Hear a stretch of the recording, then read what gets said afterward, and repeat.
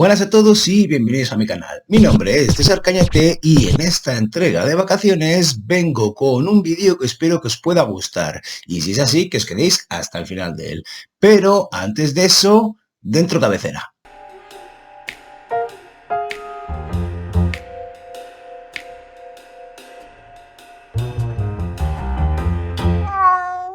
Bien, se trata de un book tag de denominación de origen Cañete. Sí, es el segundo book tag que me saco de la manga y que os ofrezco como idea original, como creación original.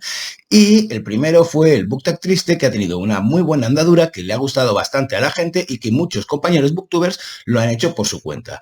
La segunda cosa que quería decir es que aunque este parezca que sea un book tag que está acotado en un tiempo muy especial, es decir, durante la Semana Santa, veréis que tiene cada una de las premisas un corolario que podrá facilitar el hacerlo fuera de esta época del año y aunque me gustaría, no voy a nominar a nadie, pero cualquiera que quiera hacerlo por su cuenta, pues ahí tiene la oportunidad. La otra cosa que quiero remarcar es que este book tag está basado en la narrativa bíblica sobre el paso de Jesús por Jerusalén.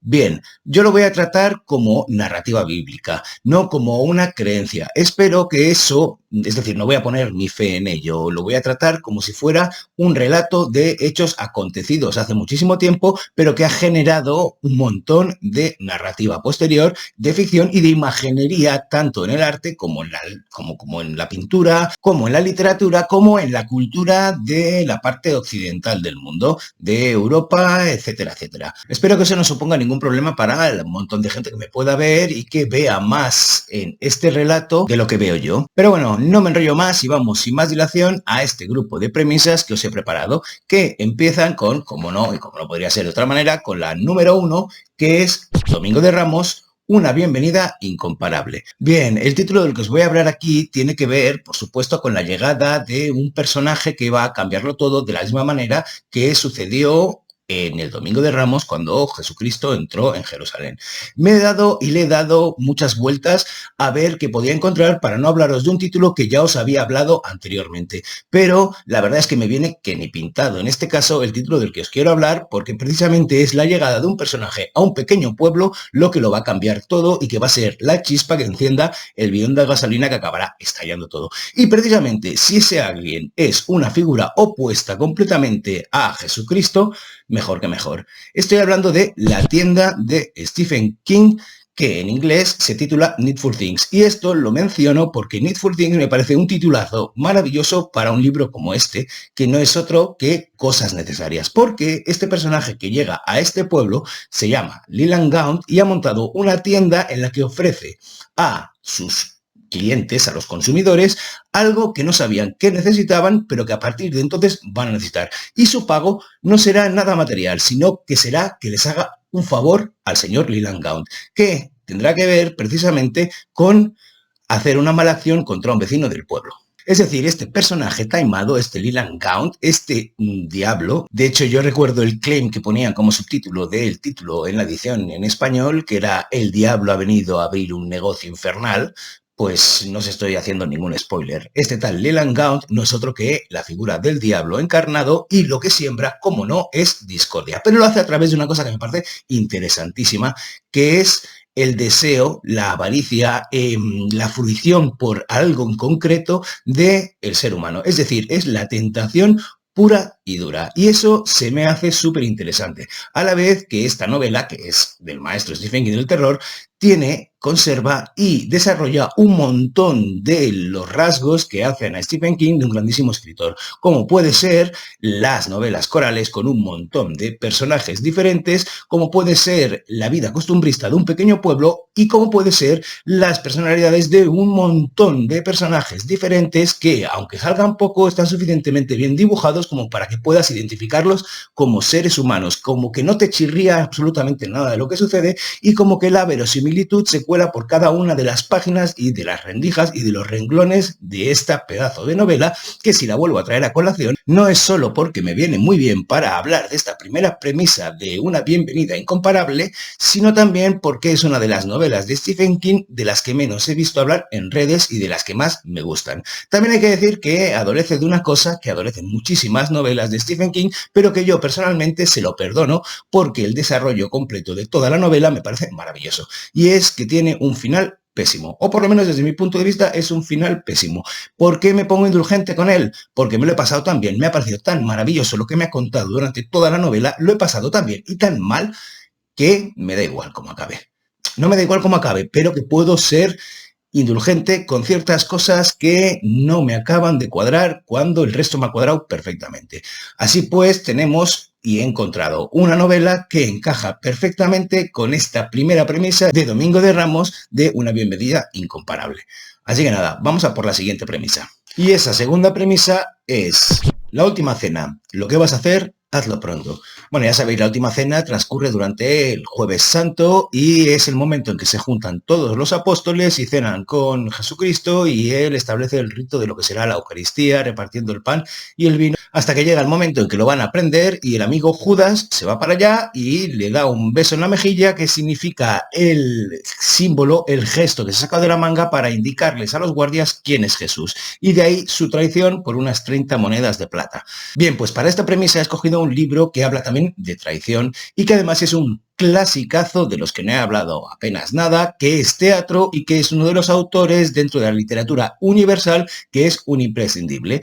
Y estoy hablando de el Hamlet de William Shakespeare. ¿Por qué? Porque aquí tenemos una de las grandes traiciones que engendran todo lo que será la trama posterior. ¿Y qué traición es esa?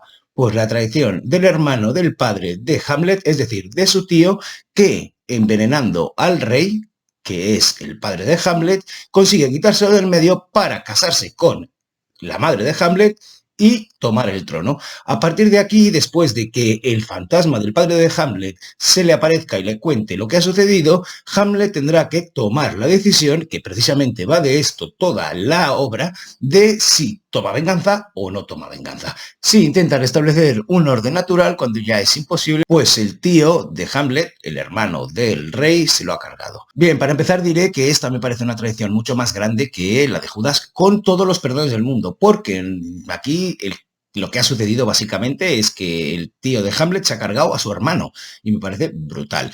Lo que os quiero decir con esto es que, a ver, seamos claros, Jesucristo llegó a Jerusalén y se dio un baño de multitudes. Todo el mundo sabía cómo era. Hizo que sí el sermón de la montaña, que sí echó a los mercaderes del templo, que sí hizo un montón de cosas, y resulta que lo que le piden que haga a Judas es señalarle quién es. Pero a ver, chicos, habéis tenido toda la semana para verle la cara. ¿De verdad necesitáis a Judas para ir a un sitio donde están cenando todos y saber que ese tío es quien os ha estado tocando las narices y a quien tenéis que ajusticiar? Por favor. Pero bueno, me estoy yendo un poco de la trama. Esto es básicamente lo que sucede. La problemática a la que se enfrenta Hamlet para intentar vengarse, para intentar, por lo que os decía, poner todas las cosas en orden. Durante ese camino se llevará por delante todo el mundo que conoce, para acabar siendo, pues, mira, ya sé que no estoy haciendo ningún spoiler porque todo el mundo creo que conoce en cierta medida una u otra versión de Hamlet y ha podido verlo, pero acaba siendo todo como el Rosario de la Aurora. De hecho, se ha convertido en una narración tan icónica que le han salido un montón de imitaciones, aunque ella misma, Hamlet, viene de diferentes tradiciones. De cualquier manera, por ejemplo, hace bien poquito estrenaron una película que se llama The Northman, que no sé si os gustará, no sé si la habéis visto, pero que es precisamente esta historia tal cual, pero con vikingos. Es decir, es una historia que se ha reproducido y se reproducirá mucho más. De hecho, mira, os voy a contar una pequeña anécdota y os voy a leer una frase para empezarla, que es: ¿por qué tantas molestias para robarle la MILF a su hermano? Bien, esto es la contestación que me dio un editor a una de las novelas que le envié, una de las líneas argumentales de las que hablaba en esa novela. No digo cuál es porque sería un spoiler, pero de cualquier manera, pensando en este book tag y pensando en Hamlet, me vino a la cabeza que esta manera que tuvo de menospreciar ese editor a una de las líneas argumentales de esa novela de la que estoy hablando encajaba perfectamente con la idea general de Hamlet. ¿Por qué tantas molestias tiene el tío de Hamlet en matar a su hermano para quedarse con la madre, que es una MILF? Es decir, bueno, da igual. Ya sabéis a qué se refiere el término MILF. Entonces, me dio la sensación, y perdonad que meta aquí esta cuña, que en muchas ocasiones pensamos que ¿Por qué pasa esto? Pero es que lo tenemos en la cabeza. Tenemos un montón de narraciones en la cabeza que no sabemos por dónde salen, pero que acaban reflejándose en el caso de que escribas. Y la idea, la consecuencia que saco de aquí es que este editor que se leyó una de sus obras y tuvo la gran amabilidad de darme un feedback, no tenía ni idea de leer, porque podría haber dicho precisamente lo mismo de Hamlet. Pero bueno, separándola completamente, salvando completamente las distancias, pero teniendo en cuenta que se basa en la misma idea. Así que nada, hasta aquí Hamlet, que le da un poco de vuelta y parece esto una batidora. Vamos a por la tercera premisa. Y esa es 3. Viernes Santo. Vaya cruz. Bien, el día del Viernes Santo es el día de la pasión de Jesucristo, es el día del Vía Crucis, es el día en que lo crucifican, en el que pasa su completo tormento y en el que se sacrifica para salvar los pecados de la humanidad. Pues bien, a mí se me ha ocurrido hablaros de un libro que también es un auténtico vía crucis, pero que no tiene detrás una utilidad ni religiosa ni de ningún otro tipo, más que acabar con una raza completa. Estoy hablando, bueno, a ver, yo no creo en las razas, también os lo digo, creo que solo existe la raza humana. Lo que había antes era, pues, los neandertales, que eso sí que era otra raza de homínidos, pero el ser humano... Habrá etnias, habrá diferencias fisiológicas, habrá diferencias de ideología y de religión, pero somos todos Homo sapiens. Así que nada, para acabar con todo un pueblo, para acabar con toda una etnia. Y os estoy hablando de un libro de un autor que me encanta, que padeció en sus carnes lo que nos cuenta, que no es otro que Primo Levi en Si esto es un hombre, y habla de su experiencia como ser humano, como superviviente dentro del campo de exterminio de Auschwitz. Es un testimonio atroz de a dónde puede llegar el ser humano dejándose llevar por ideologías que niegan la existencia o que quieren negar el futuro de otras personas que no son como ellos o que ellos juzgan que no son como ellos, que tienen otra ideología y que, bueno, van a hacer un mal, según su punto de vista, al resto de la humanidad. Estoy hablando, por supuesto, de los nazis y estoy hablando de ese campo de exterminio atroz y completamente siniestro que fue Auschwitz y de este testimonio que dentro de todo lo que nos cuenta tiene y supura una humanidad y una ternura que es exageradamente necesario leerlo. Y no solo porque sea un testimonio para no olvidar de lo que somos capaces cualquier ser humano cuando se nos mete en la cabeza que el resto no tiene el mismo derecho que yo o que no son iguales que nosotros, que no merecen lo mismo que nosotros y que por tanto están en contra de nosotros. No solo por eso, como decía, sino también porque enseña la capacidad del ser humano no solo para adaptarse, sino para ser capaz de sobrevivir cuando no tiene ninguna de las características esenciales para sobrevivir. Habla de cosas como eran los Sonderkommandos, que le tocó a él pringar en esto, que no era más que los batallones de judíos que eran escogidos para entrar en las cámaras de gas a recoger los cadáveres de sus compatriotas, de sus hermanos, de sus compañeros, para llevarlos a los hornos una vez les habían gaseado las duchas. Este testimonio me parece impresionante. Habla de cómo y de qué manera se puede llegar a cometer ese tipo de atrocidades a través de la cosificación y la deshumanización y de hacer algo que es extraordinariamente contrario a la empatía y a lo que un ser humano es capaz de sentir para convertir a esas personas en cosas, en cachos de carne que no merecen absolutamente nada más que el trato que les están dando. Es un testimonio impresionante y una de las cosas que más me impresionaron ya fuera de lo que es, si esto es un hombre, es lo que le sucedió al propio Primo Levi, que es lo que llaman el síndrome del superviviente. Porque una de las cosas que nunca llegó a entender y que muchos no llegaron a entender y que nadie puede llegar a entender es por qué sobreviven unos y no otros. Porque si yo no tengo unas características que, por ejemplo, Darwin dice que son las mejores para adaptarse y para sobrevivir, ¿por qué yo sobreviví? Es decir, la aleatoriedad del mal. Cómo ataca a unos y a otros sin que haya ningún sentido. ¿Qué sucedió? Pues que Primo Levi no pudo superar este sinsentido, esta absurdidad, no podía superar el haber sobrevivido él sin ser mejor o peor o sin tener nada en especial que otros que sí él veía que tenían muchas más cualidades, que eran mejores que él desde su criterio, porque había sobrevivido él y no otros. Y eso le llevó al suicidio, cosa que me parece un final tristísimo para un grandísimo escritor como fue Primo Levi. Bueno, y dicho esto, vamos a la cuarta premisa, que no es otra que 4. Domingo de Resurrección. Y al tercer día, bien, Aquí también he tenido multitud de opciones de las que hablar, pero me he centrado en una que me apetecía bastante porque para mí es el mejor libro de una trilogía de la que hablé en el BookTag anterior, pero de la que nunca me he alargado mucho. Estoy hablando, como no, de Las dos torres de J.R.R. Tolkien, el segundo volumen de su grandísima y súper conocida y ya clásica en la fantasía, El Señor de los Anillos. Bien, ya sabéis de quién estoy hablando. Creo que no haré muchos spoilers si cuento un poquito a qué me refiero con que y al tercer día. Bueno, pues si recordáis, en la primera parte de la Comunidad del Anillo, cuando Gandalf en Moria paró al Balrog y se peleó con él, desapareció. Y dieron por sentado que había muerto, lo dábamos los lectores y lo daba todo el mundo por sentado. Pues bien, en esta segunda parte, en las dos torres, cuando el grupo de la Comunidad del Anillo se ha separado y tenemos a Sam y Frodo intentando llegar por su cuenta a Mordor y por otro lado tenemos al resto intentando sobrevivir como puede, hay un momento dado en que aparece una figura que en un principio no se la reconoce bien, pero cuando se quita el manto y enseña su nuevo traje blanco, sabemos que Gandalf ha muerto de esa supuesta muerte después de la lucha con el Balrog, y ahora es Gandalf el Blanco. Bueno, esta resurrección, que no lo es tal porque no llegó a morir, por supuesto, es uno de los puntos más climáticos dentro de la novela, tanto de la novela como de la película, y será el punto de inflexión que permita librar al rey de Rohan del control que tiene Saruman, que es un mago blanco que se ha corrompido dentro de Isengard, una de las torres de el título de esta novela, para librarle de este control y poder enfrentarse a esos ejércitos de Saruman y de Sauron en el abismo de Helm. Pero bueno, me estoy adelantando un poco. Bueno, no tanto, porque si os fijáis en esto que os decía de y al tercer día, es algo que Gandalf le dice al amigo Aragorn cuando están preparando la batalla de resistencia contra este ejército, y es que mire hacia el amanecer, al tercer día que aparecerán, pues lo que tenga que aparecer.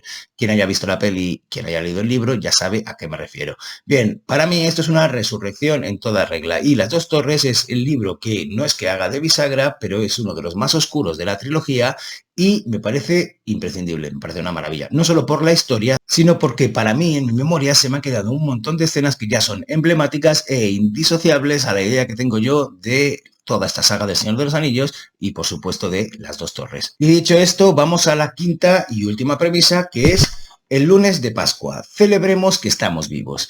Bien, el lunes de Pascua es una celebración que quizá no se celebra en todos lados, pero aquí en Cataluña tiene mucha tradición y es cuando los padrinos le regalan la mona, que es un postre de chocolate, a sus ahijados y queda todo el mundo y es bastante chulo. ¿Y por qué es una celebración? Bueno, porque resulta que ha habido una resurrección y Jesucristo está vivo de nuevo.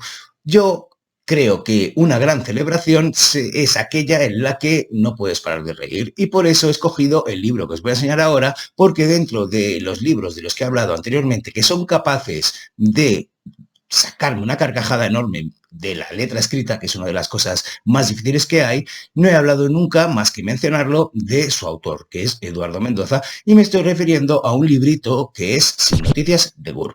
Os doy 4 pinceladas de qué va porque es algo muy sencillo, y es que básicamente dos extraterrestres han aterrizado en los alrededores de Barcelona y uno de ellos se ha perdido. El otro se dedicará a buscarlo.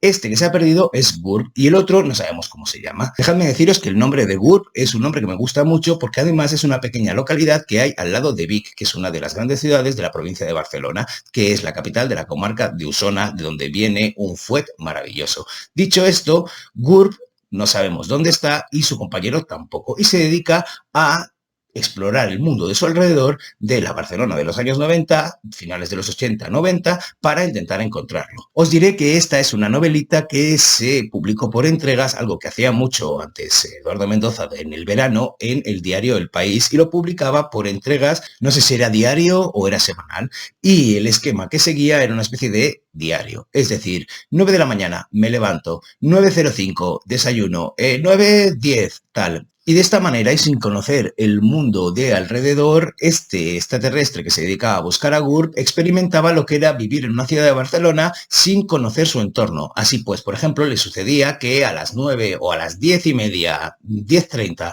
me caigo en la zanja de la electricidad de Barcelona. 10:35, me caigo en la zanja de aguas de Barcelona. 10:40, me caigo en la zanja de transportes metropolitanos. Bueno, Con esta tontería de repetición y con esta absurdidad de llevar hasta el punto de no conocer su entorno, conseguía una hilaridad que a mí me parecía maravillosa y que conseguía, pues eso, sacarme carcajadas. Otra de los recursos que utilizaba Eduardo Mendoza, que me parece muy sencillo, pero a la vez muy irónico, era utilizar figuras del folclore o de la cultura de aquella época, en aquel momento, y utilizaba nombres como Montserrat Caballé o utilizaba nombres como, que esta, si no la conocéis, fue una cantante de ópera muy conocida, o Marta Sánchez, que en aquella época también era una cantante muy conocida, imitaba un poco a Madonna, ese toque sexy de cantante que va a cantarles a los soldados que están en un barco esperando atacar y tal para entretenerlos, pues por ejemplo eso era Marta Sánchez en aquel momento. ¿Qué pasa? Que eso tiene su pequeño problema y es que si no tienes el referente de esas personas que te está hablando no te va a hacer tanta gracia. Y otro problema que tiene es que cuando hayan pasado 30 años de la publicación de este libro, pues igual eso ya no es el mismo referente cultural, ya no tiene la misma imagen y ya no hace esa gracia. Pero de cualquier manera evidencia muy bien ese tono de ironía, ese toque de sarcasmo que tiene Eduardo Mendoza en todos sus libros. No os voy a decir si el pobre alienígena encontró a GURP o no, pero me encanta, y esto sí lo voy a resaltar, que tiene la misma idea que tienen normalmente muchos de estos libros de un extranjero en tierra ajena que le explica a alguien a través de una carta qué es lo que le está sucediendo y qué choque cultural tiene con esa cultura a la que se ha encontrado, porque de esta manera actúa de espejo dentro de la ingenuidad de ese observador y puede y da la oportunidad de que los que sí que integran esa cultura, cuando lean esto, se vean reflejados y digan, hostia, qué cosas hacemos, qué cosas tenemos, qué ridículos podemos llegar a ser. Y eso me parece maravilloso. Bueno, y con esto acabo este book tag de Semana Santa que me he sacado de la manga para rellenar estos días de fiesta. Espero que os haya gustado, espero que os hayan gustado las sugerencias que os he propuesto. Y aquí, como he dicho al principio, no voy a nominar a nadie por el hecho de que está acotado en un tiempo, aunque como habéis visto tiene sus corolarios cada una de las premisas y quien quiera hacerlos le invito a que lo haga. De la misma manera que invité a que en el book tag triste añadieran las premisas que quieran. Esto es un book tag abierto para que lo utilice quien quiera, porque a mí además me encanta no solo participar en este tipo de iniciativas, sino que la gente también participe y ver crecer algo que ha salido de una idea inicial. Así que, lo dicho, no voy a nominar a nadie, pero si queréis tomarlo, es completamente libre de derechos y yo estaré encantado. Así que nada. Hasta aquí el vídeo de hoy y ya sabéis lo que digo siempre, que ante el vicio de pedir está la virtud de no dar y que yo, como soy mucho de vicio, os voy a pedir que me deis like al vídeo, que os suscribáis al canal, por supuesto que le deis a la campanita para saber cuando hago más contenido de este estilo, que me pongáis en los comentarios lo que os dé la gana, porque a mí me encanta establecer siempre una conversación con vosotros, que miréis en el cajón de descripción los links a mis propias obras y que, pues, creo que poco más me queda deciros, más que desearos un felicísimo día, aunque sea Viernes Santo y sea el Día de la Pasión, y enviaros un besazo enorme. ¡Mua!